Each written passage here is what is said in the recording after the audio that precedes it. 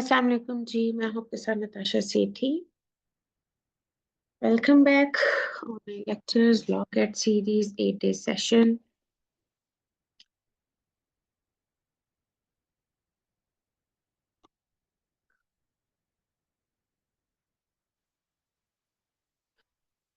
Start करते हैं हम अपने लेक्चर से। अगेन मैं शेयर कर दूं, हमारा आज का लेक्चर है क्यूएसओ का, लॉ ऑफ एविडेंस का। सिलेबस हम एक दफ़ा फिर देख लेते हैं जिन्होंने ये रिसेंटली ज्वाइन किया है क्लासेस को। एचएससी लॉ गेट का सिलेबस है आपके पास। Constitutional history of Pakistan 5 marks, Constitution of Pakistan 1973 10 marks, International Law 5 marks, English Jurisprudence 5 marks, Islamic Jurisprudence 5 marks, Civil Law 20 marks, Pakistan Penal Code 10 marks, Criminal Procedure Code 10 marks, Law of Evidence 20 marks and Professional Ethics 10 marks। और Specific Relief है जो सिर्फ सी law के students के लिए है। ठीक है, तो इसमें हमारे पास आज हम करेंगे सीआरपी सॉरी क्यूएसओ कानूनी शहादत, सीपीसी हम कर चुके हैं, सीआरपीसी हम कर चुके हैं, और आज हमारा है लॉ ऑफ एविडेंस कानूनी शहादत, प्रियम्बल टू आर्टिकल 1 to 166। ठीक है, इसमें आज दो चीजें हैं। एक तो हम कंटेंट्स देखेंगे, कंटेंट्स क्या है हमारे पास, बेरेक के कंटेंट्स को कैसे पढ़ना है स्पेशली फॉर लॉ गेट। मैं पिछले दो लेक्चर्स में भी कह चुकी हूँ कि आपने कंटेंट्स को हमेशा देखना है, वही आपको बताएगा कि आर्टिकल्स क्या हैं, सेक्शंस क्या हैं, सब सेक्शंस क्या हैं, एक चैप्टर में कितने आर्टिकल हैं, एक चैप्टर में कितने सेक्शंस हैं। ऑलराइट, उसके बाद है हमारे पास वन लाइनर नोट्स। ये ऑलमोस्ट आपके पास 155 या 151 वन लाइनर नोट्स हैं। ठीक है, तो इनको आप प्रिपेयर करेंगे, और आपका जो सेक्शन और आर्टिकल पोर्शन है जिसमें आपको प्रॉब्लम आता है कि हमें सेक्शंस याद नहीं रहते, तो वो ये चीज इस पे हल हो जाएगी। कंटेंट से हम स्टार्ट करेंगे। जो लोग आज हमारे पास अवेलेबल हैं, जिनकी आज हमारे साथ थर्ड क्लास है, उन्होंने हमारा तरीकेकार देखा है कि डे सेशन में हमने बेयर एक्ट को ही कंसल्ट किया। हमने किसी भी दूसरी बुक को कंसल्ट नहीं किया या किसी भी रेडीमेड मटेरियल को टच नहीं किया। मैं बार बार आपसे एक ही बात कहती हूँ कि अगर आपने अच्छा लॉयर बनना है, अगर आपने वकालत को आगे कंटिन्यू करना है, तो आपको बेयर एक्ट रीड करना आना चाहिए। हर सेक्शन में आपके पास एलिमेंट्स या इंग्रेडिएंट्स होते हैं। ठीक है, उनको आपने देखना होता है कि वो किस में किस तरह से फॉल करते हैं। इसके अलावा सीपीसी और सीआरपीसी में मैंने आपको क्रॉस रेफरेंस सेक्शंस भी पढ़ने बता दिए। लॉ गेट के हवाले से हमारी स्टडी सेलेक्टिव है। ठीक है, और लॉ गेट में हमें एमसीक्यू से रिलेटेड ही पॉइंट्स चाहिए, इसलिए हम हाइलाइटेड नोट्स को और हाइलाइटेड बेरेक को देखते हैं। कंटेंट हम स्टार्ट करेंगे चैप्टर नंबर 1, प्रिलिमिनरी आपके पास। इसमें आपके पास articles, short title, extend and commencement आ जाएगी और इंटरप्रिटेशन आ जाएगी। मैंने पिछली क्लासेस में भी बोला है, पिछले सेशंस में भी बोला है, और इससे पहले भी जो लॉ गेट की या सी लॉ की मैंने क्लासेस या लेक्चर्स पाकिस्तान लॉयर्स के प्लेटफॉर्म से दी हैं, उनमें मैं हमेशा ये कहती हूँ कि सिलेबस को कवर किया करें, सिलेबस को सामने रखकर उसको पढ़ा करें। ठीक है, जो चीजें आपकी रह जाती हैं, जो आपके सिलेबस में मेंशन नहीं है, उसको आपने छोड़ना नहीं है। वो जब आप लॉ गेट का पेपर दे लें तो फिर उसको लाजमी पढ़िएगा। आज हमारा है QSO law of evidence, chapter number 2 से हम इसको मेजरली स्टार्ट करते हैं, ऑफ विटनेसेस। आर्टिकल 3 है, हु मे टेस्टिफाई। ये वो आर्टिकल्स हैं जो आपसे सेक्शंस को पूछते हैं कि हु में टेस्टिफाई किस सेक्शन में फॉल करेगा। सीपीसी में भी मैंने ये चीजें आपको क्लियर की, सीआरपीसी में भी मैंने ये चीज आपको क्लियर की, और आज भी क्यूएसओ में भी मैं रिपीट कर रही हूँ। जजेस एंड मजिस्ट्रेट्स के बारे में जो कुछ भी आर्टिकल में बताया गया वो है आर्टिकल 4, कम्युनिकेशन ड्यूरिंग मैरिज। आपको आर्टिकल से अंदाजा हो रहा होगा कि कम्युनिकेशन ड्यूरिंग मैरिज इसका क्या मतलब हो सकता है। इंसान का दिमाग है बहुत सारी वाइड रेंज में जा सकता है सोचने पे जाए तो, ठीक है। Evidence as to affairs of state, इससे भी हमें क्लियरली समझ में आ रहा है कि इसमें भी क्या हो सकता है। ऑफिशियल कम्युनिकेशन है, ये आर्टिकल 7 है। Information as to commission of offences, article 8। Professional communications discuss की गई हैं आर्टिकल 9 में। इंटरप्रेटर्स आ जाते हैं आर्टिकल 10 में, जो रिलेट करते हैं प्रोफेशनल कम्युनिकेशन आर्टिकल 9 से, ठीक है। ये आपका क्रॉस रेफरेंस आ जाएगा। आगे चलते हैं। Privilege not waived by voluntary evidence, confidential communications with legal advisors. Article 13, protection of title deed of witness, not a party. Article 14, protection of documents which other person having possession could refuse. Article 15, witness not excused from answering on ground that answer will criminate. 16 हमारे पास important point होता है accomplish, ठीक है। Accomplish के लिए आपने देखा होगा कि जब आप एलएलबी के पेपर तैयार कर रहे होते हैं क्यूएसओ के, तो ये क्वेश्चन हमेशा हर पेपर में आता है, रिपीट भी होता है, ठीक है। तो ये क्वेश्चन आपका इम्पोर्टेंट होता है। उसके बाद आपके पास आ जाता है 17, competence and number of witnesses. Chapter number 2 में आपके पास है 17 आर्टिकल्स, ठीक है, 3 to 17 आर्टिकल्स। उसके बाद आपके पास आ जाता है chapter number 3 of the relevancy of facts. Facts पे अगर हम बात करें तो जितने मर्जी आप फैक्ट्स निकाल लें, लेकिन जब आप लॉ पे आते हैं, आप डॉक्यूमेंट्स पे आते हैं, तो आप उन्हीं पे रिलाई करते हैं जो मोस्ट इम्पॉर्टेंट होते हैं, जो रेलिवेंट होते हैं। बातें अगर करने पे आए तो बातों में तो बहुत सारे फैक्ट्स, लॉजिक्स, रीजनिंग आप दे सकते हैं, जो हमारी ऑलमोस्ट क्या उसको कहते हैं आर्गुमेंट्स में होती है, या फाइनल बहस जो होती है हमारी केसेस में, उसमें हम लॉजिक्स भी देते हैं, रीजंस भी देते हैं, और बहुत हद तक हम अपने केस से बाहर निकल के भी जज को इम्प्रेस करने की कोशिश करते हैं, ताकि हमारी बात या हमारी इमोशन या हमारी फीलिंग्स रिलेटेड टू केस और पार्टीज जज तक पहुंच सके और वो हमारे हक में फैसला दे सके। लेकिन जब बात आती है रेलिवेंसी की, तो रेलिवेंसी ऑफ फैक्ट्स वही होगी जो आपके केस से रिलेटेड होगी, ठीक है। तो आर्टिकल 18 है आपके पास, एविडेंस में be given on facts, given of facts in issue and relevant facts. 19 में है आपके पास relevancy of facts forming part of same transaction. 20, facts which are the occasion, cause और effect of facts in issue. इसी से आगे चलते हैं। आर्टिकल 23 है थिंग्स सेड और done by conspirator in reference to common design.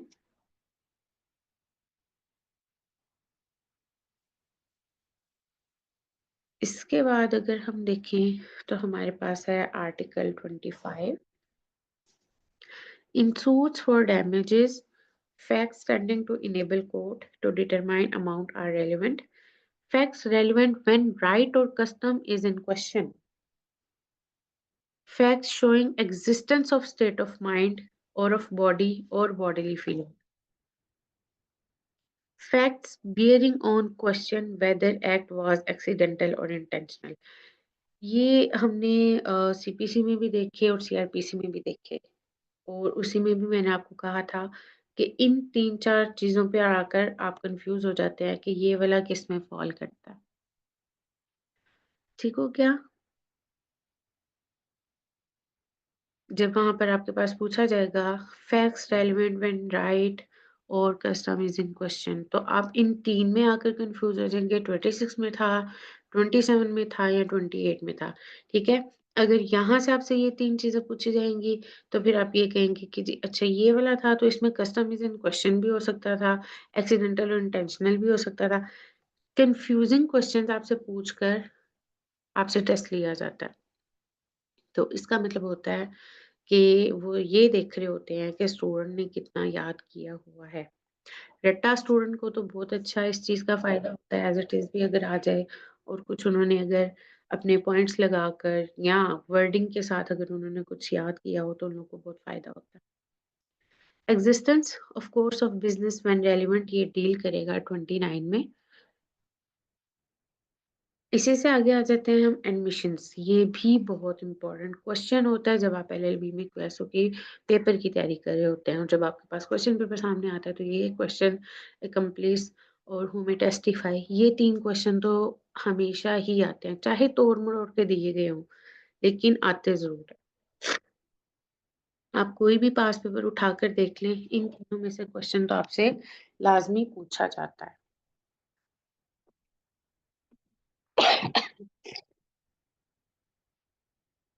इसके अलावा आगे चलते हैं हम 30 पे है हमारे पास एडमिशन की डेफिनिशन कि एडमिशन्स क्या है। उसके बाद आगे है 31 में आपसे पूछा गया है admission by party to proceeding और his agent. 32 admission by persons whose position must be proved as against party to suit. Article 33 admission by persons expressly referred to by party to suit. ठीक हो गया? इन 3 को भी आपने जैसे हमने ऊपर इसमें देखा फैक्ट्स रेलेवेंट वाले में ये 3 एक जैसे आ रहे हैं facts relevant showing and bearing. यहीं से अगर आप अंदाज़ा कर लें 26, 27, 28 में 26 में आपके पास है फैक्ट्स रेलेवेंट। आप वर्डिंग को याद रखिए। 27 में आपके पास फैक्ट्स शोइंग और 28 में है फैक्ट्स बियरिंग। तीनों की कैटेगरी चेंज हो जाएगी, ठीक है? जब आप वर्ड्स के साथ अपना इसको याद करने की कोशिश करेंगे आर्टिकल को, तो आपको ईज़ी हो जाएगा। अब यहाँ पर अगर हम देखें तो एक में हमारे पास पार्टी आ रहा है, बाकी 2 में हमारे पास पर्सन्स आ रहा है। लेकिन अगर हम थर्ड इनका वर्ड देखें, तो उसमें हमारे पास क्या होगा पर्सन्स व्हूज़ पोज़ीशन और पर्सन्स एक्सप्रेसली रेफर्ड। तो इससे आपको आर्टिकल याद करने में ईज़ी हो जाएगा।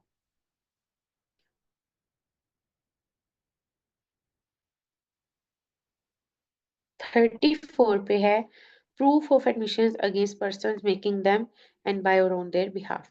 जब भी हम किसी केस पे जा रहे होते हैं तो हम अगर कोई सेक्शन याद नहीं आ रहा होता हमें, हम मेजर एक्ट खोलते हैं। अगर हमारे पास मेजर एक्ट अवेलेबल ना हो तो हम क्यूएसओ की बुक खोलते हैं और उसमें सबसे पहले कंटेंट्स में से देखते हैं अच्छा इस वाले में कौन सा सेक्शन आ रहा है और कौन से पेज नंबर पे है। ठीक हो गया?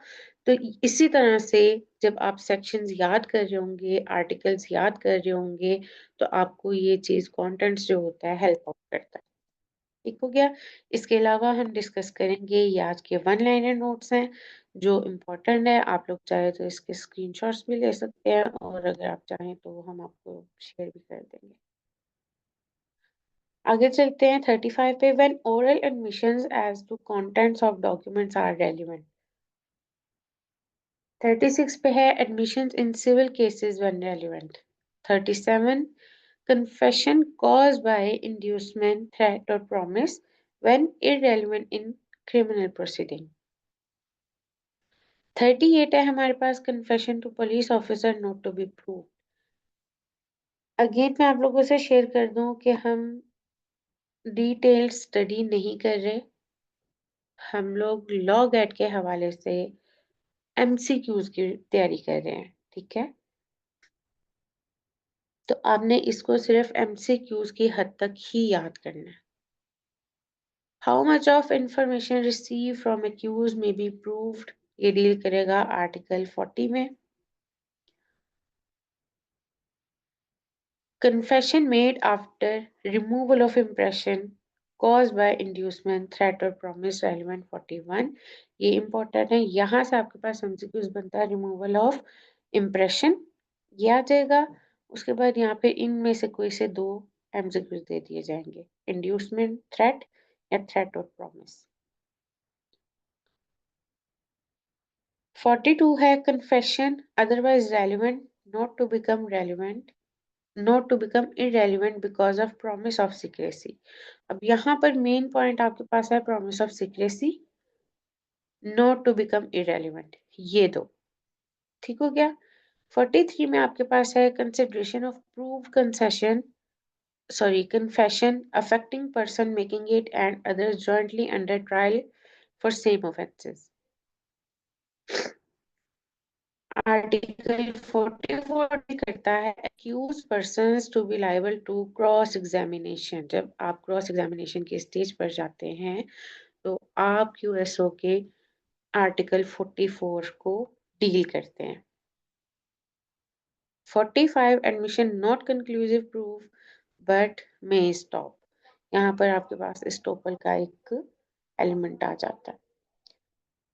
Statements by persons who cannot be called as witnesses। 46 आपका सेक्शन आर्टिकल डील करेगा cases in which statement of relevant fact by person who is dead और can not be found is relevant. 46A। अब यहाँ पर आपको इन दोनों में confusion रहेगी कि 46 में क्या था और 46A में क्या था। Relevance of information generated, received or recorded by automated information system। 47 है relevancy of certain evidence for proving in subsequent proceeding the truth of facts therein stated।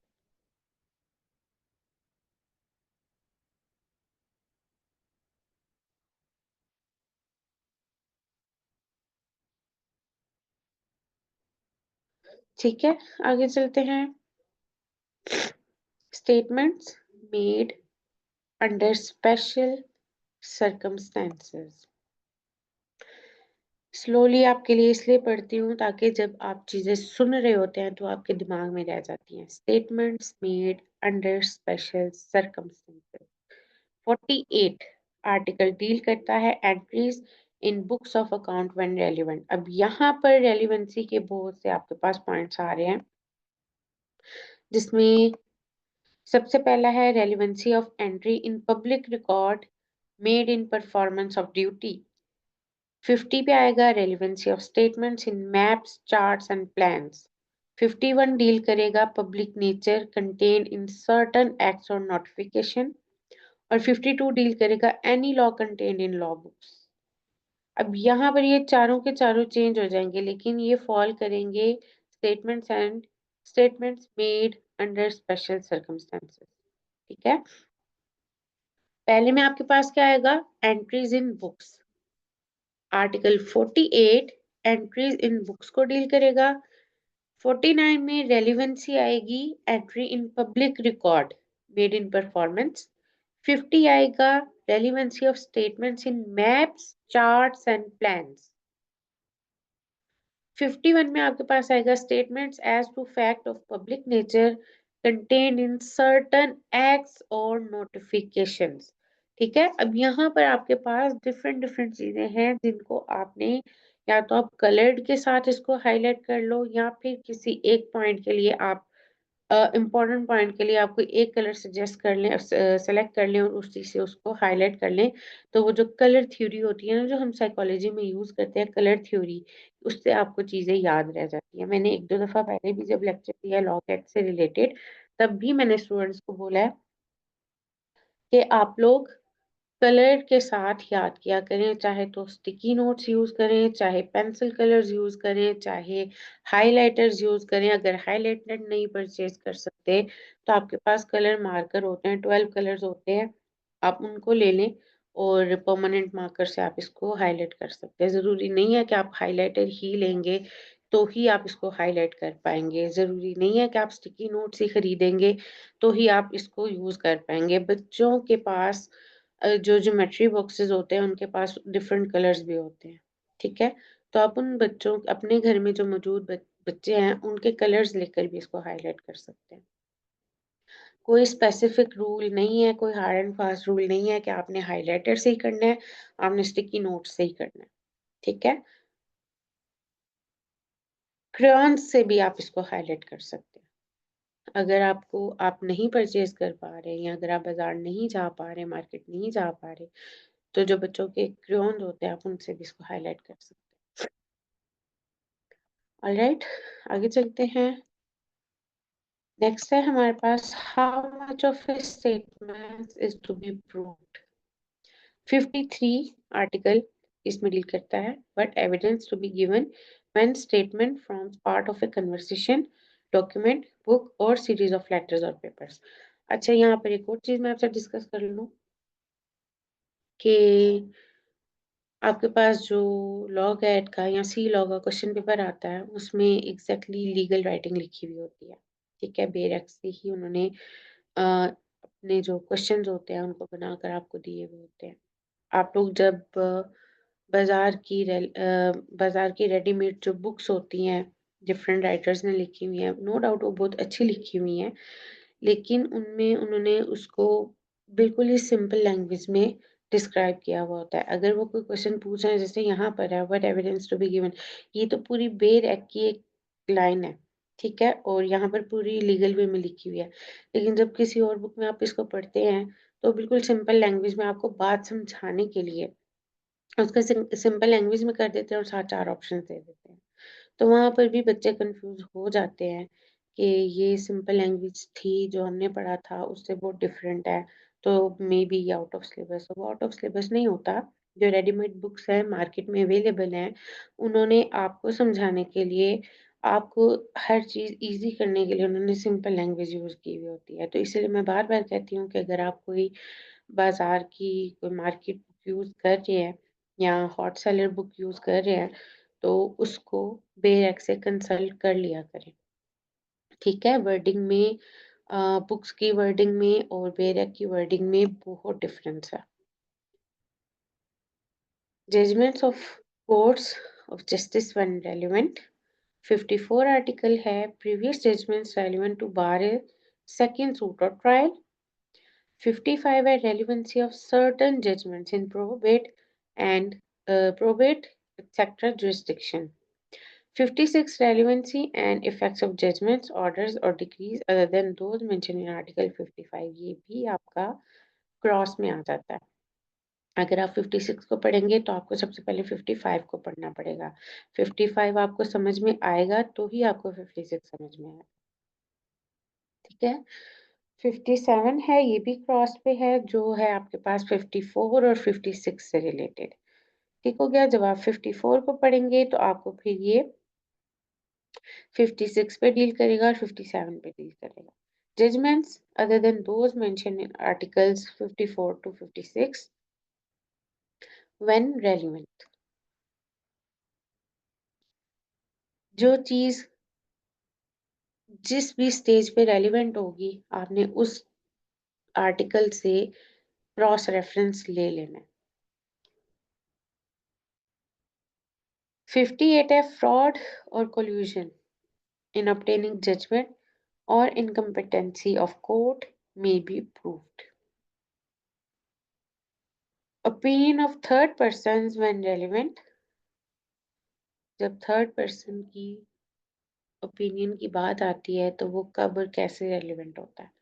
ठीक है, और थर्ड पर्सन कौन होता है। 59, ये भी इम्पोर्टेंट क्वेश्चन है आपका। Opinion of third person, opinion of experts, ये अगर आप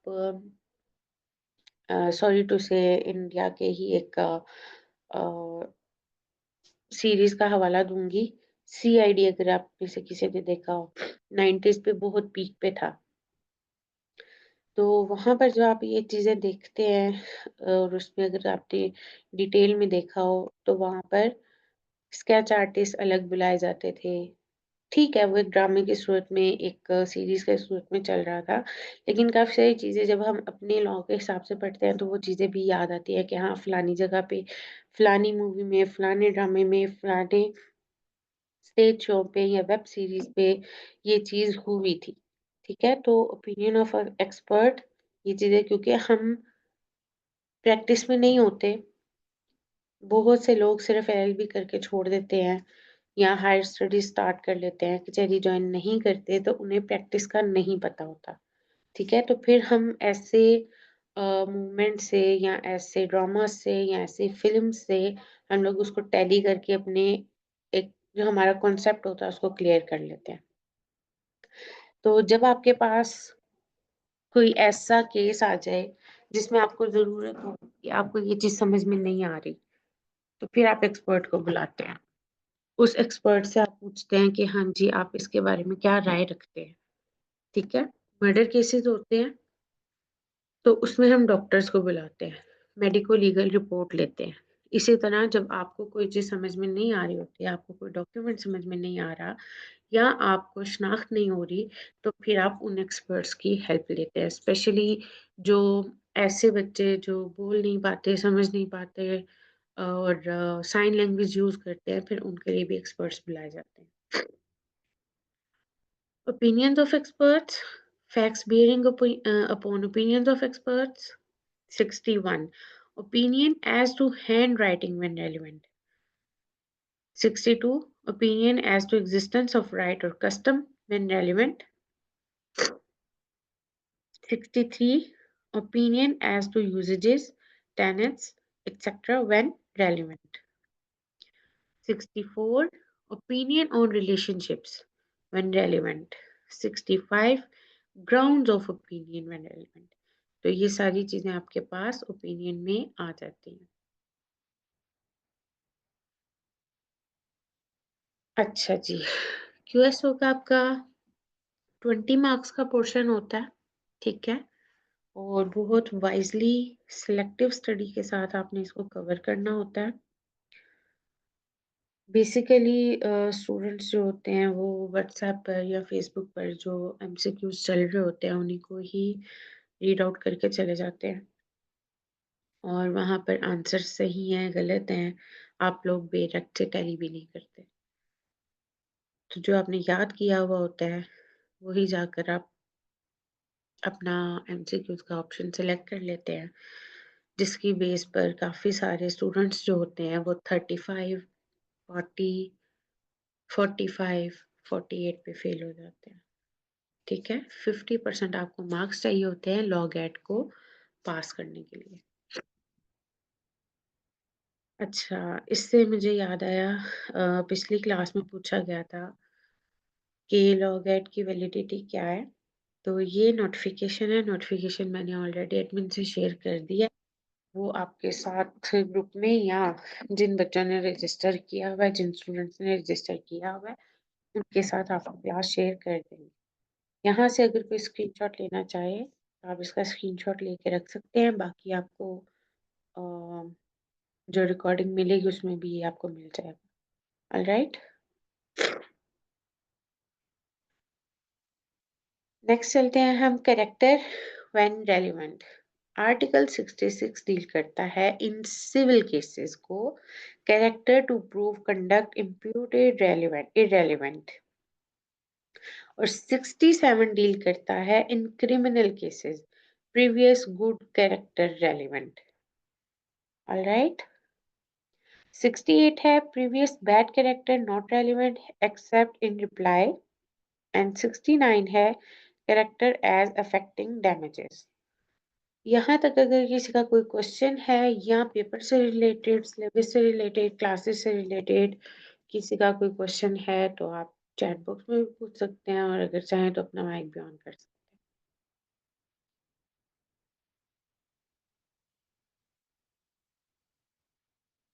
हैं। और मुझे ये भी बताइएगा कि आप में से कितने लोग हैं जो कमिंग लॉग एट टेस्ट में अपीयर हो रहे हैं।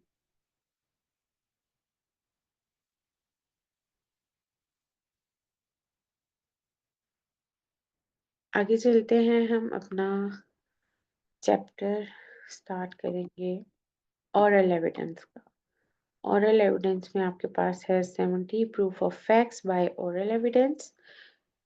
आर्टिकल 71 है oral evidence must be direct. Next chapter है डॉक्यूमेंट्री एविडेंस का। डॉक्यूमेंट्री एविडेंस इंपॉर्टेंट होती है, इसमें आपके पास दो चीजें होती हैं, प्राइमरी और सेकेंडरी एविडेंस। और इसके अलावा भी कुछ एविडेंसेस होते हैं जो हम आगे भी पढ़ेंगे, लेकिन जो मेजर क्वेश्चन आपका आता है वो प्राइमरी और सेकेंडरी एविडेंसेस में से ही आता है। Proof of contents of documents, article 73 deal करता है प्राइमरी एविडेंसेस को, आर्टिकल 74 डील करेगा सेकेंडरी एविडेंसेस को। 75 में आपके पास है proof of documents by primary evidence. 76 है cases in which secondary evidence relating to documents may be given. 77 है rules as to notice to produce। अगर हम इस एक एक आर्टिकल की डिटेल में जाए ना तो हमें कम से कम 3 से 4 घंटे तो लग जाएंगे हर एक पॉइंट को टेक्निकली देखने में। ठीक है, तो अगर आप इसके डीप स्टडी करना चाहते हैं, इसको डीप लर्न करना चाहते हैं, तो पाकिस्तान लॉयर्स के यूट्यूब चैनल पर डिफरेंट लेक्चरर्स और मेंटोर्स के लेक्चर्स मौजूद हैं। आप सेक्शन लिखकर वहां पर सर्च कर सकते हैं और उसको डीपली स्टडी कर सकते हैं। ठीक हो गया। अगर आप में से कोई क्यूएसओ को डिटेल्ड पढ़ना चाहता है अदर देन लॉग एट, तो आप बाकी के लेक्चर्स पाकिस्तान लॉयर्स के यूट्यूब चैनल पर देख सकते हैं।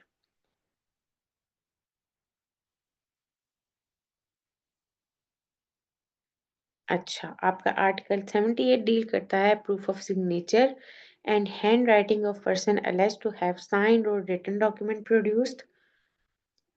78 का नेक्स्ट पार्ट है 78A,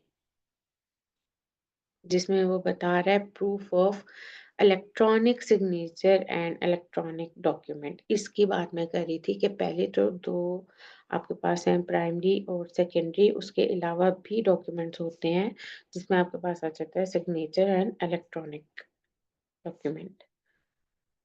जब आप फॉर्म फिल कर रहे होते हैं गूगल फॉर्म, या आपको कोई ऐसा परफॉर्मा दे दिया जाता है वर्ड MS वर्ड में, तो वहां पर एक ऑप्शन होती है write your name as electronic signature, जिसको वो आप एज सिग्नेचर काउंट करते हैं।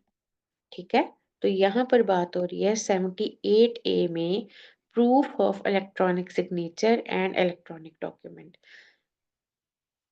पूछा जा सकता है आपसे कि electronic signature and electronic document कौन से सेक्शन में कौन से आर्टिकल में फॉल करता है, तो आपका आर्टिकल है 78A। अब यहाँ पर आपको कंफ्यूज करने के लिए जो क्वेश्चन क्रिएट किया जा सकता है वो है, इसी स्टेटमेंट को पूछ लेंगे और साथ आपको 78 भी दे देंगे और 78A भी दे देंगे। ठीक हो गया। तब आपने इस चीज को याद रखना है कि जो 78A है वो डील करता है electronic signature and electronic document को, और 78 है वो डील करता है signature and hand writing of person alleged to have signed or written document produced। ठीक हो गया। 79 है proof of execution of document required by law to be attested, और 80 है proof where no attesting witness found. इसी से आगे चलते हैं 84 पे, comparison of signature writing or seal with others admitted or proved.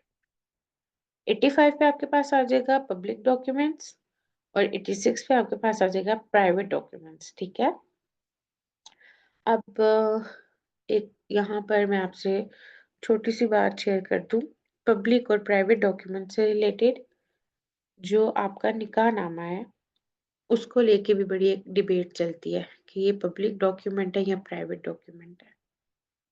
ठीक है, तो आपका जो क्यूएसओ है वो आपको बताता है आर्टिकल 85 और 86 में कि आपके कौन से ऐसे डॉक्यूमेंट्स हैं जो पब्लिक है और जो प्राइवेट है और आप उनको किस वे में यूज कर सकते हैं।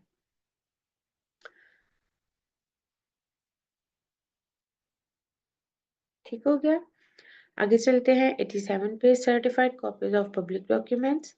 88 proof of documents by production of certified copies. जब हम पढ़ रहे थे तब हमारे टीचर्स ने हमें एग्जांपल्स दी थी कि किसी भी यूनिवर्सिटी या कॉलेज का जो प्रोस्पेक्टस होता है वो पब्लिक डॉक्यूमेंट में आता है, ठीक है, लेकिन जो एडमिशन फॉर्म होता है वो प्राइवेट डॉक्यूमेंट में आता है। एडमिशन फॉर्म जब तक खाली है तब तक तो वो पब्लिक डॉक्यूमेंट है, लेकिन जब वो फिल हो जाता है तो वो प्राइवेट कॉन्फिडेंशियल डॉक्यूमेंट बन जाता है। ठीक हो गया? तो पब्लिक डॉक्यूमेंट किस टाइम पे प्राइवेट होगा ये भी आपको पता होना चाहिए। इसी तरह निकाहनामा जब तक वो खाली होता है तब तक वो पब्लिक डॉक्यूमेंट होता है। आप गूगल से भी ले सकते हैं, आप अपने कचहरी के प्रीमिसेस में से भी किसी के पास अवेलेबल हो तो वहां से भी ले सकते हैं। लेकिन जैसे ही वो फिल हो जाता है उसमें आपका नाम आ जाता है, उसमें आपका नंबर आ जाता है, एड्रेस आ जाता है और जो बाकी डिटेल्स होते हैं रिलेटेड टू हक महर प्रॉपर्टी एंड ऑल दैट, जो आपकी प्राइवेट डिटेल्स होती हैं, जब वो फिल हो जाएगा तो वो प्राइवेट डॉक्यूमेंट बन जाएगा। ऑलराइट,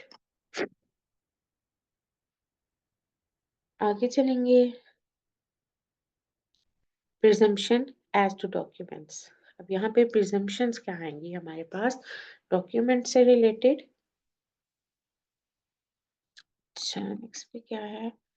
ये सारा ही आपका प्रिजम्पशन से रिलेटेड है 101 तक, फ्रॉम 90 टू 101। यहाँ तक अगर किसी का कोई क्वेश्चन है तो आप मुझसे पूछ लें।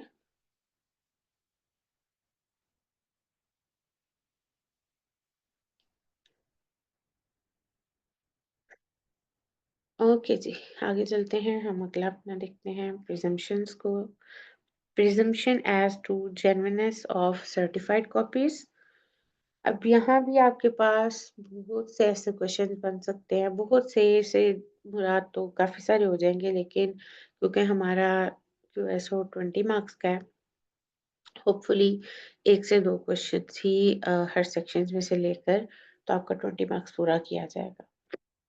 Presumption as to document produced as record of evidence, genuineness of documents kept under any law, maps or plans made by authority of government. इससे से रिलेटेड आगे है collective of laws and reports of decision, power of attorneys. Power of attorney एक wide range है, इसको आप पढ़ने बैठे डिटेल में तो आपके पास different types of power of attorneys आ जाएंगी।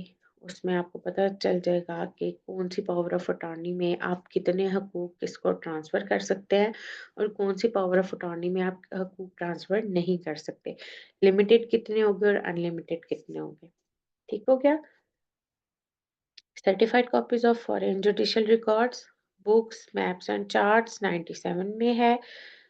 Telegraphic messages, presumption as to telegraphic messages 98 में डील करता है। Presumption as to due execution etcetera of documents not produced 99। Presumption as to documents 30 years old and certified copies of documents 30 years old। ये भी आपके ऐसे certified copies कुछ ऐसी होती हैं कि आप कभी घर चेंज कर रहे हो या कोई ऐसी चीज हो जाए, आपके पास डॉक्यूमेंट्स गुम हो जाते हैं, स्पेशली वो स्टूडेंट्स जो जिनमें मैं रॉयल ब्लड्स कहूँगी, अक्सर उनके मैसेजेस आते हैं, मैम हमारे पास तो CNIC नहीं है, हमारा तो CNIC या तो गुम हो गया या एक्सपायर हो गया, हमने न्यू भी नहीं करवाया। और इसके अलावा कुछ स्टूडेंट्स ये क्वेश्चन पूछ होते हैं CNIC की बजाय हम लोग बेफॉर्म लेकर जा सकते हैं। तो जो इस तरह की चीजें होती हैं, अब आप लोग लॉ ग्रेजुएट हो जाते हैं, बच्चे नहीं रहते, तो प्लीज अपने डॉक्यूमेंट्स की केयर किया करें।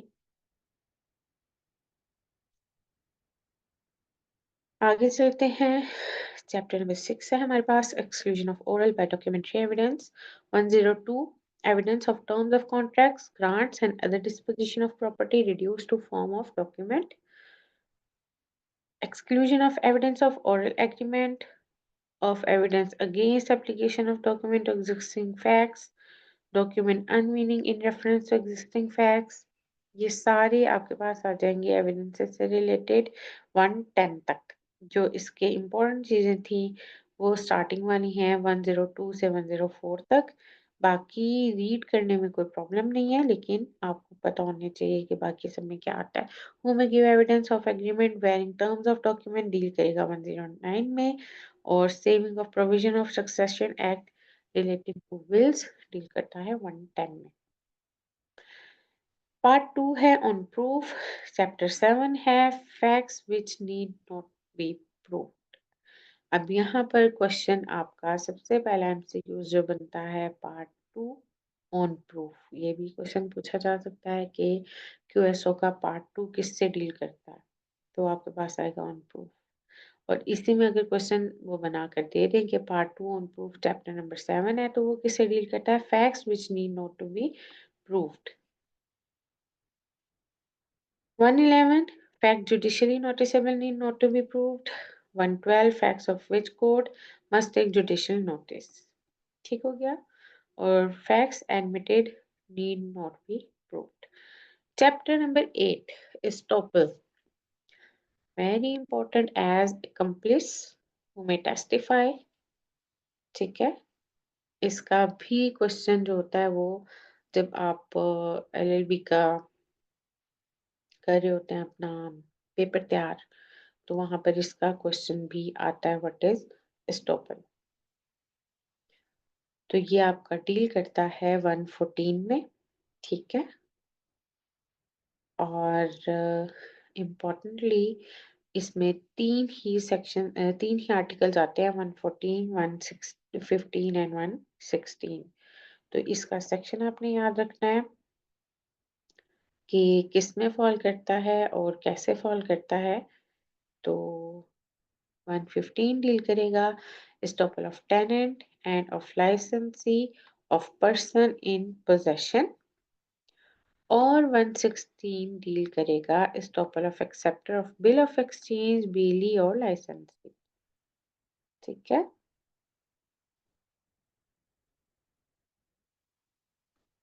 नेक्स्ट चलते हैं।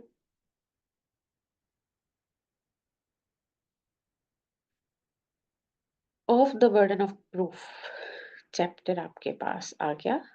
ठीक हो गया। इसमें आपने देखना है कि क्या है burden of proof. Burden of proof किस पे लाई करता है, ये अक्सर क्वेश्चन तब राइज होता है जब आप सूट फाइल कर रहे होते हैं या किसी केस में डील कर रहे होते हैं। अच्छा भाई, अब इसमें बर्डन ऑफ प्रूफ किस पे जाता है, तो 118 आपको बताता है on whom burden of proof lies. ठीक हो गया। जब आप किसी पे कोई चार्ज लगाते हैं, जब आप किसी पे कोई इल्जाम लगाते हैं, तो फिर आपने उसको प्रूफ भी करना होता है। All right. 119 burden of proof as to particular fact। 120 burden of proving fact to be proved to make evidence admissible। अब अगर आपने किसी के लिए कोई फैक्ट देखा है तो उस फैक्ट का भी आपने एविडेंस देना है। ठीक हो गया। स्पेशली केसेस में जब हम डील कर रहे होते हैं तो जो कोई प्रूफ दे रहा होता है हम उस प्रूफ को भी चैलेंज कर देते हैं कि how how it can be possible. ठीक है। जहां पर जरा सा भी आपका शक आ जाता है तो वहीं पर मुलजिम को राह फरार मिल जाती है। ठीक हो गया। बेल भी मिल जाती है, स्पेशली बेल केसेस में थोड़ा सा भी शक आ जाए तो बेल हो जाती है। उसके बाद आपके पास आएगा 121 burden of proving that case of accused comes with exceptions। 122 burden of proving fact especially within knowledge। All right. Burden of proving death of person known to have been alive within 30 years। 124 burden of proving that person is alive who has not been heard of for 7 years। Burden of proof as to relationship in the cases of partners, landlord and tenant, principal and agent। 126 burden of proof as to ownership, proof of good faith in transactions where one party is in relation of active confidence, birth during marriage, conclusive proof of legitimacy। ये normally rape cases में, और जो आपके खुला या तलाक के cases होते हैं उसमें, या फिर अगर ड्यूरिंग मैरिज हस्बैंड को डाउट हो कि ये मेरी औलाद नहीं है, तो फिर उसमें इसको डील किया जाता है। कोर्ट में presume existence of certain facts. आगे है आपके पास chapter 10 of the examination of witness, order of production, examination of witnesses. 131 judge to decide as to admissibility of evidence, examination in chief, order of examinations, cross examination of person call to produce a document. ये सारा आपके पास जो आपकी practice है, जब आप case deal कर रहे होंगे तब ये सारा आपके पास मवाद मौजूद होगा और आप इसी से रिलेटेड अपने एविडेंसेस करवाएंगे, क्रॉस एग्जामिनेशंस करवाएंगे और अपने डॉक्यूमेंट्स को या अपने विटनेसेस को प्रोड्यूस करेंगे। ठीक है, लीडिंग क्वेश्चंस हो जाएंगे। यहाँ पर लीडिंग क्वेश्चन का भी क्वेश्चन आता है पेपर्स में। 136 आर्टिकल इसको डील करता है, और when leading question must not be asked 137 बताएगा, when leading questions may be asked 138 बताएगा। ठीक हो गया। 136, 137, 138 article of QSO deals with leading questions, when leading questions must not be asked and when leading questions may be asked. Evidence as to matters in writing 139, cross examination as to previous statement in writing 140, and 141 deals with questions lawful in cross examination.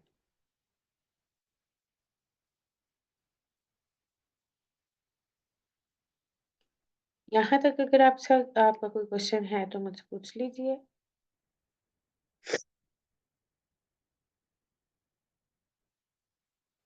आगे चलते हैं 143 पे। Court to decide when question shall be asked and when witness compelled to answer. Okay, यहाँ पे एक और चीज मैं आपको बताऊं, जब रेप केसेस डिस्कस हो रहे होते हैं और वहां पे क्रॉस एग्जामिनेशन हो रही होती है या एग्जामिनेशन इन चीफ हो रही होती है, तो जो एक वो होता है ना decorum, respect element for girls specially, ठीक है, तो वहाँ कोर्ट डिसाइड कर सकती है कि जो फीमेल लेडी लॉयर्स और अभी अप्रेंटिस फीमेल अप्रेंटिसेस हैं, वो कोर्ट में रुक सकती हैं या नहीं रुक सकती, क्योंकि जब इस तरह के केसेस डील हो रहे होते हैं तो बहुत सी ऐसी क्वेश्चनिंग होती है जो वल्गैरिटी में भी चली जाती है। ठीक है, तो वहां पर समहाउ जजेस कह देते हैं कि जो फीमेल हैं या बाकी जो लॉयर्स बैठे हुए हैं, आप भी बाहर जा सकते हैं।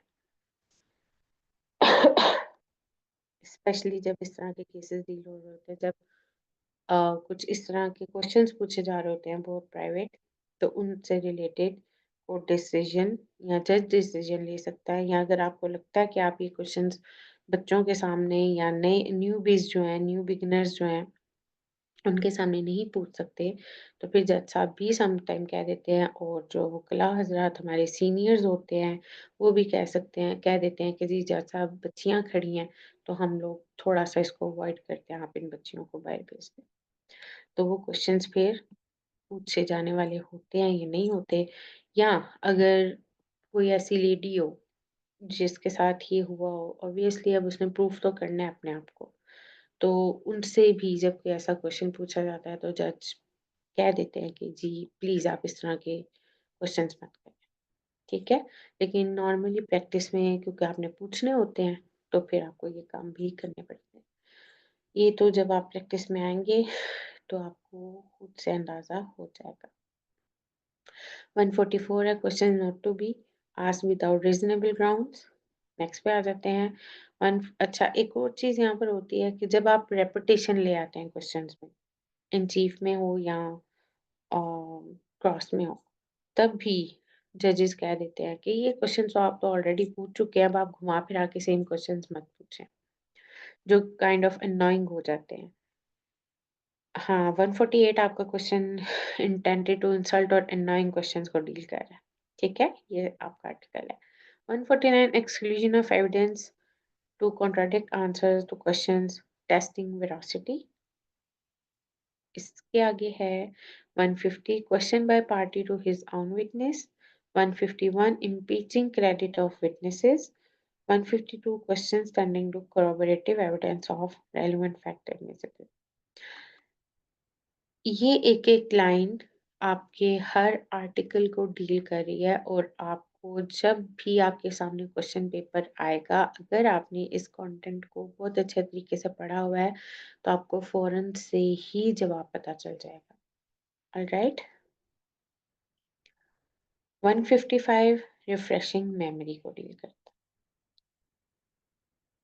आगे चलते हैं 158 प्रोडक्शन ऑफ डॉक्यूमेंट्स और 161 जजेस पावर टू पुट क्वेश्चंस और ऑर्डर प्रोडक्शन।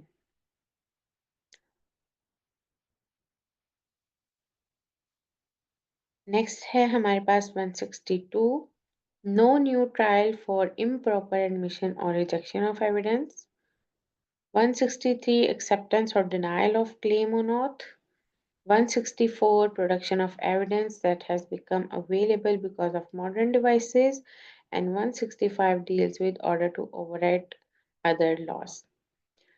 166 आपका रिपील है, ठीक है। यहाँ तक आपके कंटेंट्स पूरे हो जाते हैं।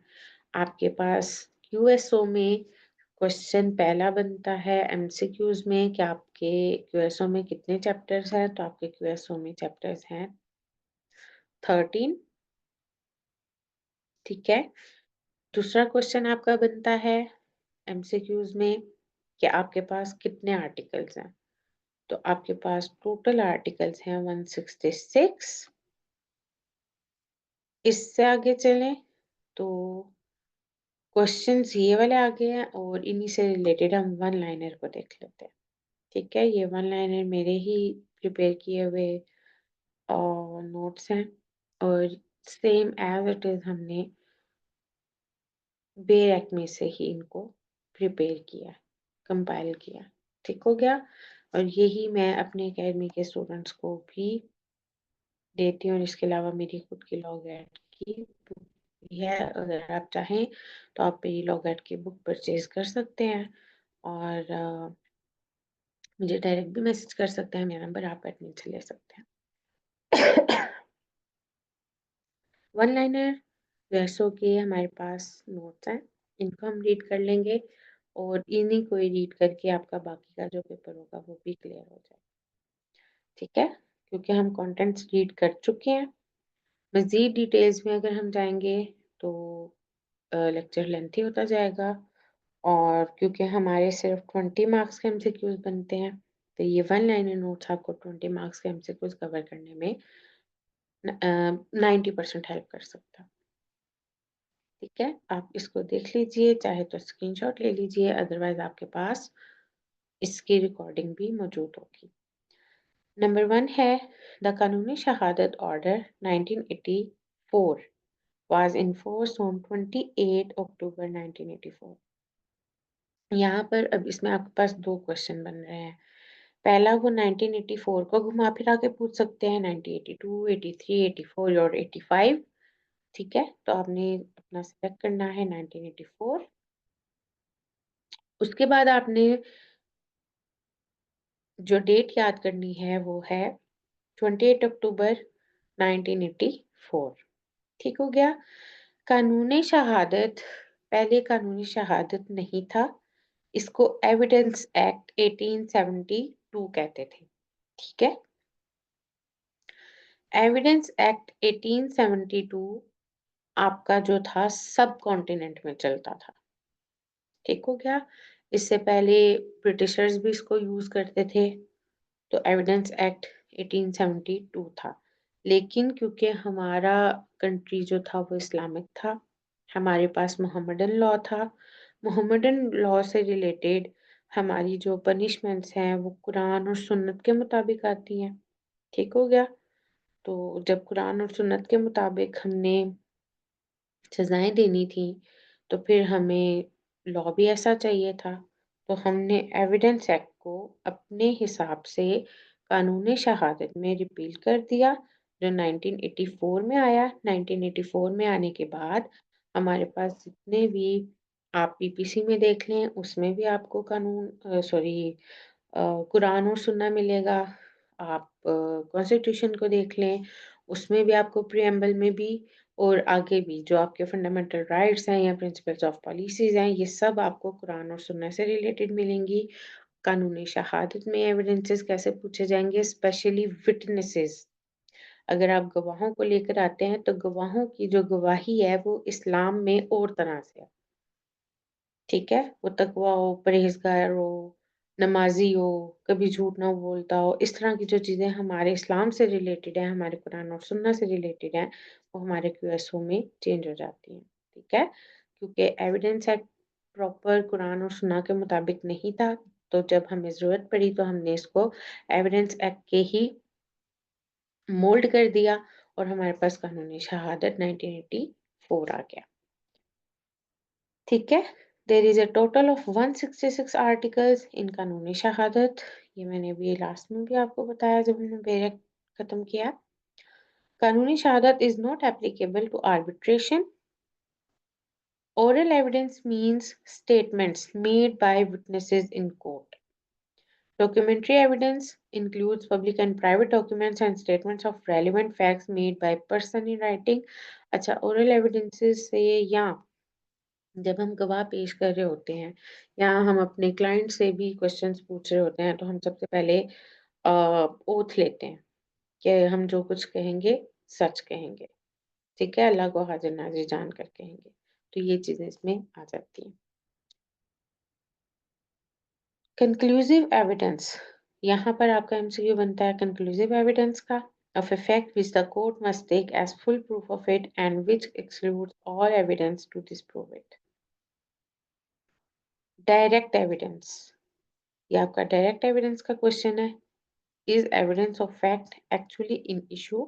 Evidence of a fact actually perceived by a witness with his own senses.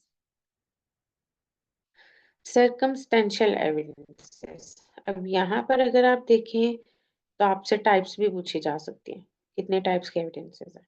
ठीक है? तो ये आपका क्वेश्चन बन सकता है, कंक्लूसिव, डायरेक्ट और सर्कमस्टेंशियल। ओरल एविडेंस भी इसमें आता है।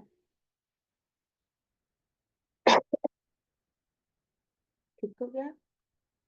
नेक्स्ट है हमारे पास real evidence is a kind of evidence supplied by material objects produce for the inspection of the court. अब यहाँ पर आपको इंस्पेक्शन का भी वर्ड दिया जा सकता है एमसीक्यूज में और रियल एविडेंस का भी दिया जा सकता है।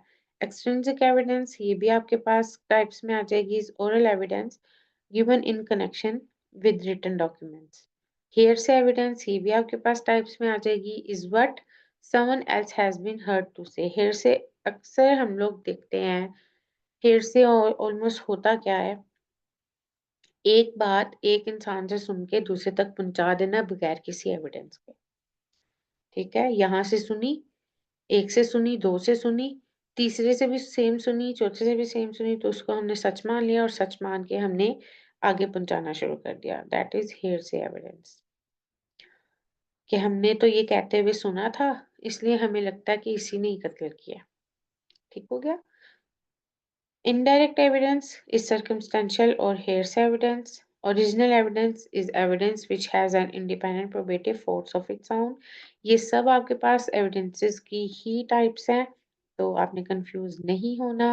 Word के साथ अगर आप इसकी आपके पास ब्लैक स्लॉट डिक्शनरी है तो डेफिनेटली उसको खोलिएगा। अगर तो वो आपके पास तो एज बुक है, ठीक है, उसको खोलिएगा। लेकिन अगर नहीं है तो गूगल पर भी आपको मिल जाएगी। और ब्लैक स्लॉट डिक्शनरी के बगैर एक वकील पूरा नहीं होता। ठीक हो गया। ब्लैक स्लॉट डिक्शनरी आपके चैम्बर में ज़रूर मौजूद होनी चाहिए, आपकी लाइब्रेरी में ज़रूर मौजूद होनी चाहिए और आप जो स्टूडेंट्स हैं उनके पास भी लाजमी होनी चाहिए। ठीक है? तो आपने वहाँ से इनकी एक-एक वर्ड की डेफिनेशन देख लेनी है, उससे आपको क्लियर हो जाएगा। वैसे तो ये वन लाइनर नोट्स में जो डेफिनेशंस आपके पास मौजूद हैं that are enough. Original evidence is evidence which has an independent probative force of its own. Derivative evidence is evidence which derives its force from some other sources. All right. Parole evidence is oral, extrinsic, unrelated evidence. Prima facie evidence is evidence of fact which the court must take as proof of the such fact unless disproved by further evidence. ठीक हो गया? यहाँ तक अगर आप में से किसी का क्वेश्चन हो तो मुझसे पूछ लीजिएगा. Primary evidence of a document is the document itself or duplicate original. Under कानून शहादत, document means any matter expressed or described upon any substance by means of letters, etc., with the intention to use such for recording any matter. यहाँ पर अब आपके पास जो MCQs में questions पूछे जा सकते हैं वो है, पहले तो एक्सप्रेस्ड और डिस्क्राइब्ड, ये आपको दे दिया जाएगा. ये सारी लाइन देखकर सिर्फ इसमें ये पूछा जाएगा कि ये आएगा या नहीं आएगा, एक्सप्रेस्ड आएगा या डिस्क्राइब्ड आएगा. ऑलराइट. उसके बाद बाय मीन्स ऑफ लेटर्स पूछ लेंगे या with the intention to use such for recording any matter. ठीक हो गया? Evidence means all statements that the court permits or requires to be made before it by any witnesses in relation to the matter of fact under inquiry. 21 पे है all documents produced in evidence are called documentary evidence और article 3 क्योंकि ये testify करता है आपके evidences को, तो वो questions होंगे, can understand questions and can give a rational answer to question जो witness के साथ relate करते. Next पे है 23. If a person is convicted of giving false evidence, he is not competent to give evidence. If the court is satisfied that a person is giving false, then he is also not competent to give evidence. Under Article 4 of Kanun Shahadat, a judge or magistrate shall be compelled to answer any question as to his conduct in court or as to anything that came to his knowledge while acting as judge upon the special order of some court to which he is subordinate. ये था उस वक्त हमने जो जजेस और magistrate का article देखा था स्टार्टिंग में, ये वाला आर्टिकल 4 जजेस एंड मजिस्ट्रेट से रिलेटेड, ये है आर्टिकल 4. बेरक में आप इसको पढ़ेंगे तो ये डिटेल इलस्ट्रेशंस के साथ आपको मिल जाएगा. अदरवाइज वन लाइनर नोट्स में आपके पास ये चीज काफी है और ये डील करेगा अंडर आर्टिकल 4. जजेस और magistrate shall be compelled to answer any question as to his conduct in court और as to anything that come to his knowledge. 26 देखते हैं, ये आर्टिकल नहीं है 26, ये नंबर है, सीरियल नंबर है. ठीक है, तो इसको ये ना हो आप लोग आर्टिकल 26 के साथ इसको याद कर रहे हो. No judge or magistrate is compelled to answer any question put to him regarding as conduct in court except through his superior court order. Article 5 आपका डील करता है कानून शहादत, कम्युनिकेशन ड्यूरिंग द मैरिज. अब थोड़ा सा मैं इसको एक्सप्लेन कर दूं. ड्यूरिंग मैरिज क्या होता है? No person shall be compelled to disclose any communication made to him during marriage with his partner. आपने क्योंकि मैंने आपको ऑलरेडी बताया कि ये पहले एविडेंस एक्ट था, एविडेंस एक्ट से फिर इसको कानून शहादत बनाया गया. कानून शहादत जो है वो इस्लाम से डील करता है और इस्लाम के मुताबिक मियाँ बीवी के दरमियान होने वाली गुफ्तगू किसी थर्ड पर्सन तक नहीं जानी चाहिए. ठीक है, अगर आपका कोई ऐसा केस चल भी रहा होता है तो आपने जो प्राइवेट डिस्कशंस होते हैं हस्बैंड वाइफ के दरमियान वो भी आपने किसी और से डिस्क्लोज नहीं करने होते. और कोई ऐसा रीजन हो जाता है जैसे काइंड ऑफ आप डीएनए टेस्ट पे चले जाते हैं या आपको लेजिटिमेसी और इलेजिटिमेसी में आपने देखना होता है, तो फिर उसमें आपका जो इम्पोर्टेंट या कोई ऐसी चीज़ आ जाती है जो आपको शेयर करनी पड़ जाए, तो वो भी आप ढके छुपे अल्फाज में शेयर करते हैं. ठीक है, एहतरामन. हस्बैंड वाइफ का रिलेशन अल्लाह ताला ने एक निकाह के तौर पे दो लोगों को इकट्ठा किया हुआ होता है.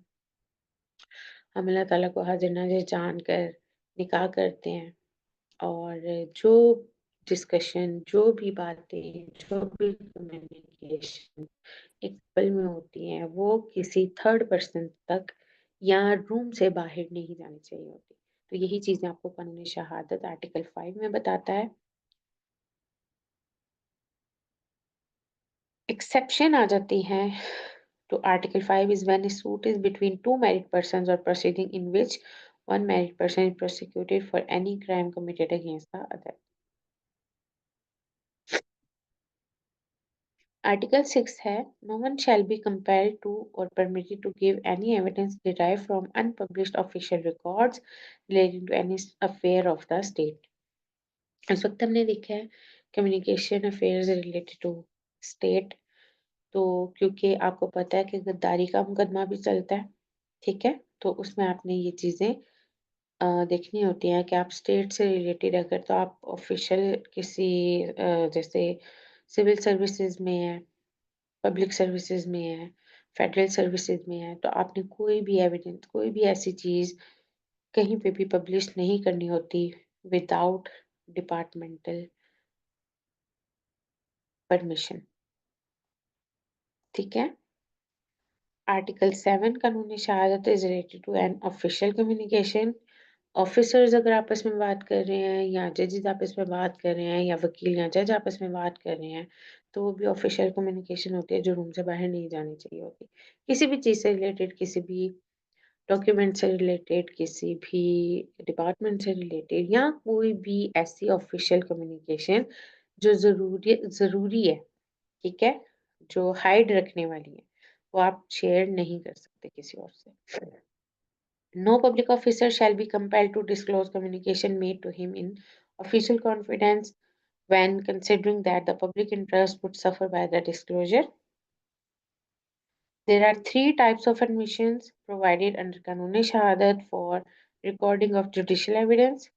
There are two kinds of confessions defined under Kanun Shahadat. Evidence obtained by modern devices is discussed under Article 164. Burden of proof in criminal cases always lies upon the prosecution side. ये भी मैंने आपको उस वक्त बताया है कि जब आप किसी पे चार्ज लगाते हैं तो आपने किस तरह से उसको डील करना होता है, बर्डन ऑफ प्रूफ किस पे जाता है। तो यहाँ पर जब क्रिमिनल केसेस होते हैं, ठीक है, तो प्रोसिक्यूशन पे डिपेंड करता है कि वो burden of proof they. Article 128 only applies to Muslims. There are three types of examinations: examination in chief, cross examination और re-examination. ठीक हो गया। Examination in chief is always made in narrative form. इसकी form आपसे पूछी जा सकती है कि जो एग्जामिनेशन इन चीफ है वो किस फॉर्म में होगी, तो वो नरेटिव फॉर्म में होगी। No leading question shall be asked in examination in chief. Leading questions are asked in cross examination. ठीक हो गया। Estoppel is the rule of evidence.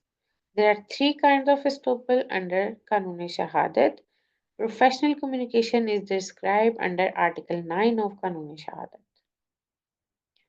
Next पे चलते हैं हम। No advocate is allowed to disclose any communication made to him by his client for purpose of advocacy without the consent of his client. ये अभी हमने पढ़ना है professional ethics में, जिसमें कंप्लीटली उन्होंने सेम चीज़ को ही डिस्कस किया हुआ है और ये बताया हुआ है कि जो भी आप क्लाइंट से गुफ्तगू करते हैं, क्लाइंट से इंफॉर्मेशन लेते हैं, क्लाइंट से डॉक्यूमेंट्स लेते हैं, तो वो आपने आगे किसी और से शेयर नहीं करनी होती क्योंकि वो कॉन्फिडेंशियल होती। Advocate is allowed to disclose any communication which is made to him in furtherance of any illegal purpose. Obligation stated in Article 9 also continues after the employment has ceased. Article 15. A witness shall not be excused from answering any question as to matter or relevant to issue upon any ground that such answer will criminate him. Any answer is given by any witness which will criminate him, then upon the such answer he shall not be criminated or arrested. Next है हमारे पास accomplice। इसका आपके पास article 16 है। Accomplice क्या है? Accomplice is a person who is a guilty associate in a crime or co-accused. Accomplice is not a competent witness under Hudud laws, और accomplice is a competent witness against an accused person. Accomplice होता है वादा माफ गवाह, ठीक है। आपने दो तीन लोगों ने मिलके कोई क्राइम किया हो, उस क्राइम में 3 लोग शामिल हों, 4 लोग शामिल हों, जो 2 लोग होंगे वो अपनी सज़ा, जो बेसिकली हमारा हमारा एक चलता है कि जी सज़ा भी कम हो सकती है अगर आप हमारे वादा माफ गवाह बन जाएँ तो, ठीक है? तो उसमें आपको ये चीज़ accomplice को डील करता है कि जी आपने क्या करना है आर्टिकल 16 में और वो कैसे काम करता है। तो जो accomplice होता है वो एक कॉम्पिटेंट विटनेस नहीं होता अंडर हुदूद लॉज, ठीक है। जो आपका मुस्लिम पर्सनल लॉ है या मोहम्मदन लॉ है वो आपको हुदूद लॉज बताता है। आगे चलते हैं article 17। If a matter is pertaining to financial or future obligation, if reduced in writing shall be attested by 2 men or 1 man and 2 women। अब यहाँ पर आपके पास आ गया आर्टिकल 17 जो आपको बता रहा है कि जी क्या होना चाहिए, writing shall be attested bye 2 men और 1 man एंड 2 women। ठीक हो गया। In all other matters the number of witnesses is 1 man और 1 woman। ठीक है। मोस्ट इम्पोर्टेंटली ये था matter is pertaining to financial or future obligations if reduced in writing shall be attested by 2 men और 1 man and 2 women। अगर तो 2 मर्द मौजूद हैं तो फिर तो ठीक है, लेकिन अगर एक मर्द है तो फिर 2 औरतों का होना जरूरी है। और जो आगे के जो मैटर्स होंगे, कोई दूसरे मैटर्स आ जाते हैं तो उसमें नंबर ऑफ विटनेसेस आ जाता है 1 man और 1 woman। ये डिटेल स्टडी आपको बेरेक में मिल जाएगी। According to Article 18, evidence may be given in relation to facts in the issue or to relevant facts. Principles of res gestae is defined under Article 19 of Kanun-e-Shahadat. Article 22 of Kanun-e-Shahadat is related to identification parade. ये भी important है, आपने इसको भी देखना है। Identification parade ज़रूरी होती है जब आप किसी को पहचानने जाते हैं कि वाकई ये वही मुलजिम है या नहीं। ठीक हो गया। Identification parade is conducted by magistrate. There are at least 9 to 10 persons are present at the time of identification parade। ये वो वाले केसेस होते हैं जिसमें आपको क्लियर नहीं होता कि हाँ ये वही बंदा था या नहीं था। फिर उस पे आप अपना एक आप कह लें कि मेमोरी को रीमेमोरी अपनी लेकर आते हैं, कॉन्शियस में जाते हैं और सारी चीज़ें उसको रिकॉल करते हैं कि हाँ, वो इस तरह का बंदा था, उसने इस तरह के कपड़े पहने हुए थे, उसकी हाइट ऐसी थी।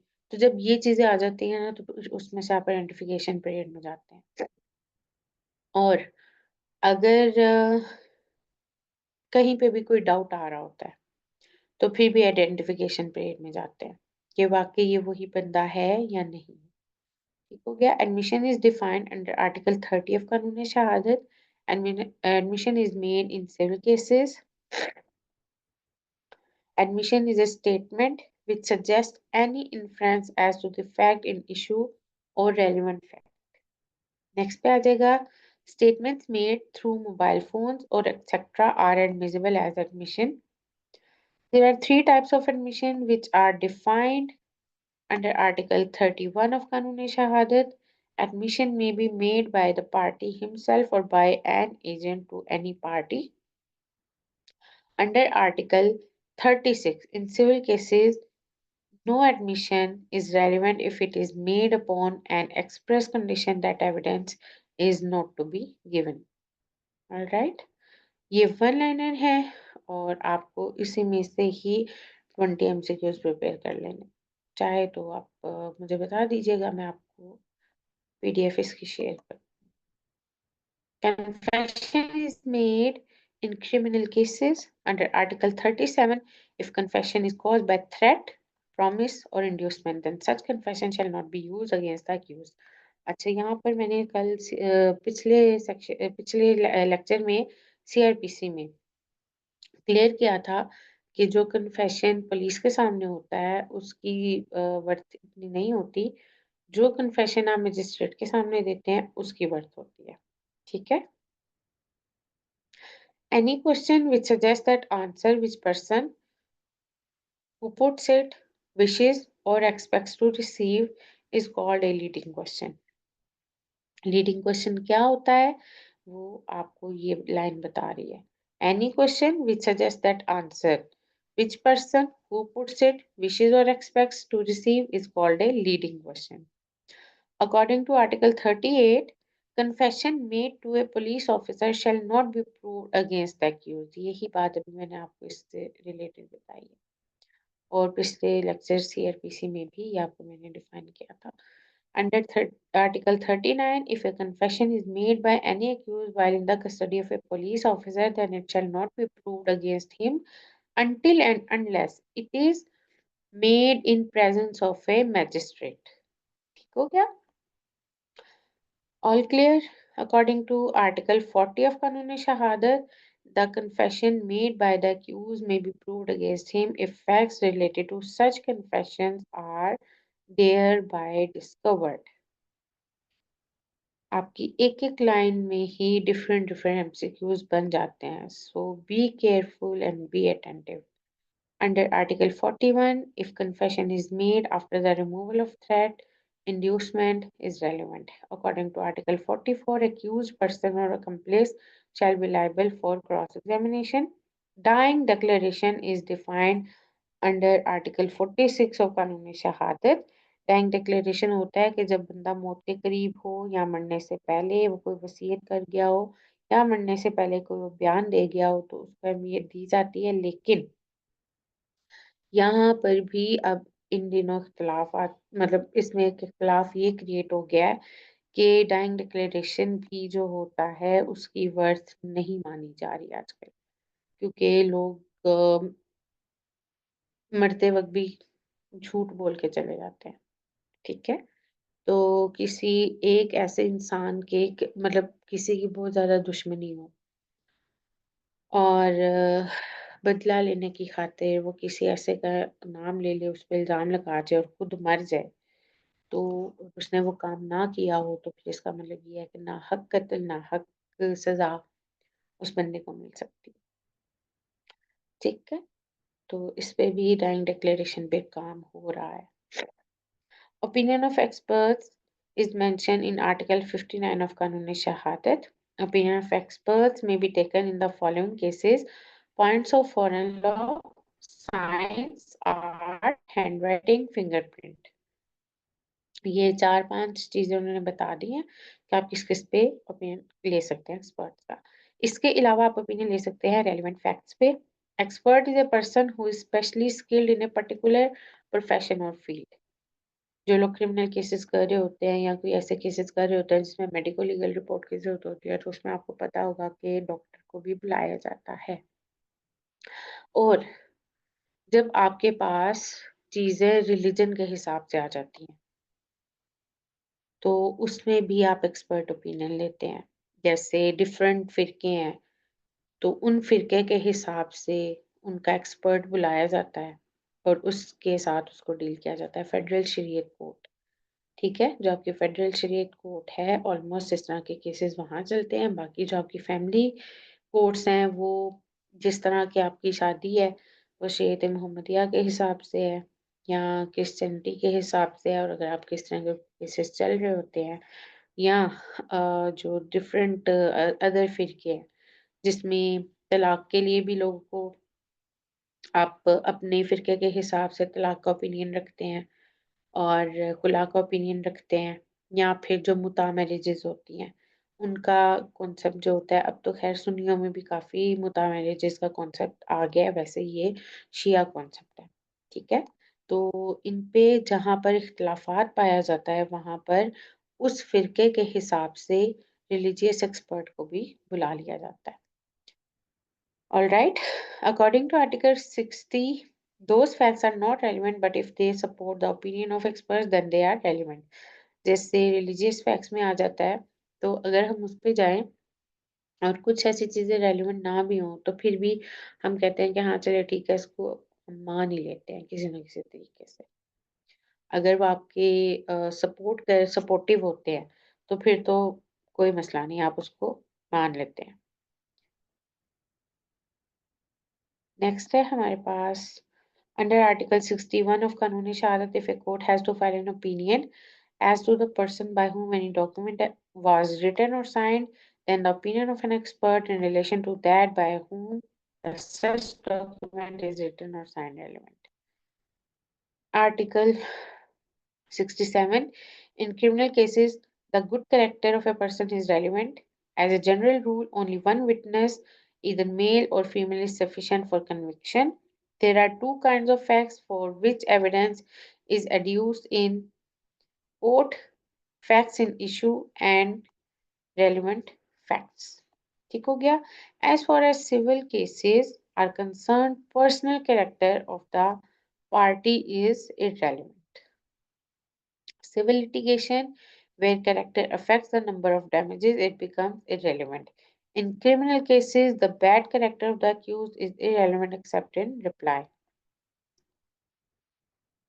Next आ जाता है, according to Article 70, all facts except the contents of documents may be proved by oral evidence.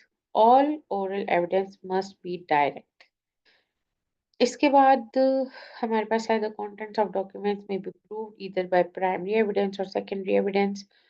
ये हमने ऊपर उसमें देखा था, primary और secondary evidences. Primary evidence defined under Article 73. Primary evidence means the document itself was produced or inspection in court. When a document is executed in parts, each part is primary evidence of the document. Where a judgment in personam is produced, it is considered conclusive. Any judgment which is in rem is relevant for other parties, but it is not conclusive proof which it includes. Next है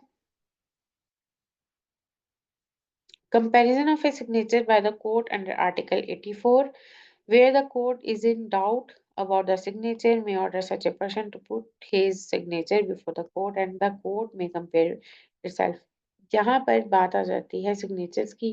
कोई ऐसे documents आपने signature किए हो और आपको doubt, या court को भी डाउट हो कि ये सिग्नेचर आपके हैं या नहीं है, या फॉर्ज्ड हैं, या कोई ऐसी बात है, तो उस पे कोर्ट अपना इख्तियार इस्तेमाल कर लेती है। वो आपको कह देती है कि ठीक है जी, यहाँ पर साइन करके दिखाएं, तो फिर उन दोनों को टैली कर लिया जाता है। Opinion as to existence of right or custom when relevant under Article 62, where the court has to ascertain the opinion about the existence of any general custom or right, the evidence of the person who is likely to know the particular custom or right is relevant. Secondary evidence includes certified copies, copies by mechanical process, copies made or compared from the original, counterparts of documents, and oral evidence of eyewitnesses. ये है आपका secondary evidence, जिसमें आपकी different types of documents की copies आ जाएंगी। Alright, जो आपके original document होंगे वो आपके प्राइमरी एविडेंसेस या प्राइमरी डॉक्यूमेंट्स में आएंगे। Contents of a document may be proved either by primary or by secondary evidence. Two witnesses must prove the authenticity of the written document. Documents are two types, public and private. Article 85 deals with public documents. The public documents as enumerated under Article 85. इसमें आपके पास subsections आ जाएंगे, सब articles आ जाएंगे। Record और act of the sovereign such as statutes, gazettes, proclamations. ये मैंने already आपको बता दिया था कि कौन कौन सी चीजें जो होती है वो पब्लिक में आ जाती हैं। एक्ट और रिकॉर्ड ऑफ ट्रिब्यूनल्स, एक्ट और रिकॉर्ड ऑफ पब्लिक ऑफिसर्स, जिनको आप गूगल से भी हासिल कर सकते हैं, वो होते हैं public documents. Public records kept in Pakistan of private documents such as registries. Under Article 87, certified copy of the public record is defined. A public officer in whose custody public record is kept ordinarily during the course of normal work is authorized by law to issue a certified copy of the public. आगे चलते हैं. In civil cases, if the party admits his case against whom the case is to be proved, there shall be no need to prove it by evidence. The word estoppel means the rule of evidence or doctrine of law which precludes a person from denying the truth of some statement formally made by him or the existence of facts which he has by words or conduct led others to believe in. ये है आपके पास estoppel. Two types है estoppel की. ये भी कानूनी शहादत में आप देख सकते हैं. As per article 117 burden of proof आ जाएगा. Article 118 Qanun-e-Shahadat order give test on who has to prove the case. आगे है जी हमारे पास article 119 deals with the plea of alibi proof of absence. Plea of alibi is applied in criminal cases. ये भी आपका important question होता है. आर्टिकल 119 इसको डील करता है. Where any fact is dependent on another fact, the fact must be proved before proving the actual fact. Under Article 121, where any person alleges the commission, यहाँ पर आपके पास पाकिस्तान पिनल कोड और special laws भी आ जाएंगे जिसमें आप इस सेक्शन को आर्टिकल को देख सकते हैं.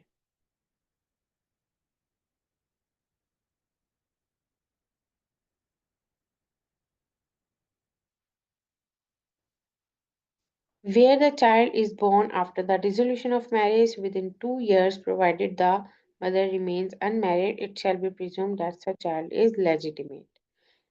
Pregnancy can be determined within a month when a husband dies, therefore, the question of legitimacy does not arise. ये थोड़ी सी चीजें हैं. उसके बाद हम देखेंगे examination in chief is the party who produces the witnesses in court and asks questions from her witnesses. Cross examination आ जाएगी, री एग्जामिनेशन आ जाएगी. ये भी हम उधर डिस्कस करके आए हैं कंटेंट्स में.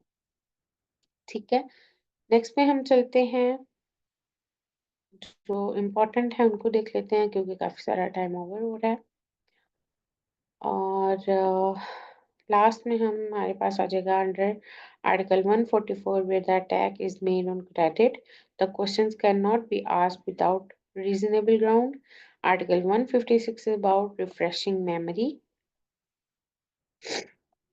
Under Article 150, where a party calling a witness and examining him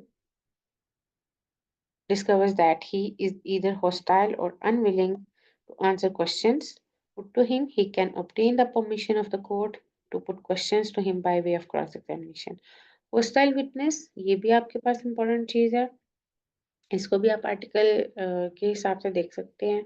और आगे है हमारे पास ऑलमोस्ट ये हमारा कवर हो गया है. 158, 157 purposes of cross-examination. During the trial, judge can put questions to ascertain the truth under Article 161, 163 where the plaintiff takes oath in support of his claim. Court may call the defendant to deny the facts. और 163 आपका deal करता है civil suits में. और 164 जो है वो आपका डील करता है मॉडर्न डिवाइसेस से रिलेटेड. ठीक है. ये थे हमारे आज के वन लाइनर नोट्स जिसमें हमने almost 151 one liner notes discuss कर लिए हैं. और यहाँ तक हमारा QSO कंप्लीट हो चुका है. और इसके बाद हमारी नेक्स्ट क्लास हम देख लेते हैं.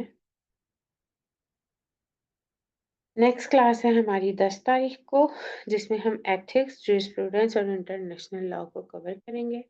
और इंशाल्लाह हमारा जो बेसिक इम्पोर्टेंट पार्ट है लॉ गेट्स से रिलेटेड वो हमारा कंप्लीट हो जाएगा. ठीक है. वाइंड अप करते हैं हम अपने आज के लेक्चर को. होपफुली काफ़ी सारी चीज़ें आपकी क्लियर हो गई होंगी. और wish you best of luck for your exam. Thank you so much. बाकी अगर आपको कोई डीपली स्टडी चाहिए हो तो आप हमारे पाकिस्तान लॉयर के यूट्यूब चैनल से लेक्चर्स को देखकर नोट भी कर सकते हैं। ठीक है, अपना ख्याल रखिएगा, दुआओं में याद रखिएगा।